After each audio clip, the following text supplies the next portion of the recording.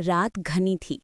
जंगल के ऊपर काले बादल अटके थे और हवा ऐसे बह रही थी जैसे कोई अदृश्य राक्षस फुसफुसा रहा हो। उसी सन्नाटे में एक लकड़बग्घा लड़खड़ाता हुआ भाग रहा था। उसकी चाल अजीब, सांसें भारी और शरीर कांप रहा था। पेड़ों के बीच से अचानक बाघ उभरा। उसने गहरी आवाज में कहा, अरे भाई, रुक जाओ, क्या कोई पीछा कर रहा है? लकड़बग्घा धीरे से मुड़ा और उसी पल उसकी आंखें खून की तरह लाल चमकने लगीं।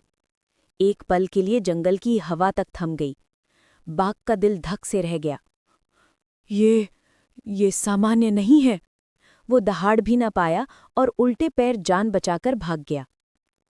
लकड़बग्घा आगे बढ़ता रहा, जैसे किसी अदृश्य शक्ति के इशारे पर चल रहा हो। रास्ते में उसे कालिया कौवा मिला। कालिया बोला, उस्ताद, ये कैसी हालत बना रखी है? रात में ऐसे क्यों घूम? लकड़बग्घा जैसे ही उसकी तरफ मुड़ा, उसकी लाल तेज आग जैसी आंखें देखकर कालिया सिहर उठा। वो कांपते पंखों से बोला, अरे, ये तो कोई और ही है, ये मेरे उस्ताद नहीं। वो तुरंत उड़ता हुआ भालू बाबा की गुफा पहुंचा। हांफते हुए चिल्लाया, बाबा, जंगल में विपत्ति उतर आई है। मेरे उस्ताद पर किसी डरावनी छाया का साया है।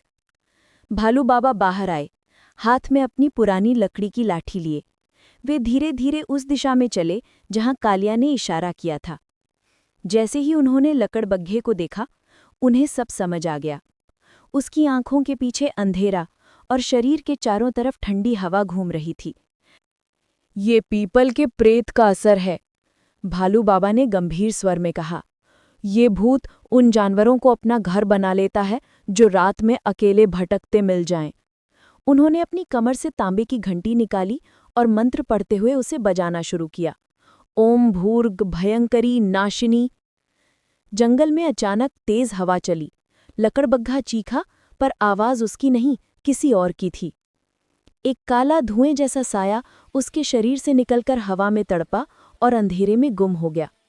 लकड़बग्घा धड़ाम से जमीन पर गिर पड़ा, बेहोश, पर अब शांत।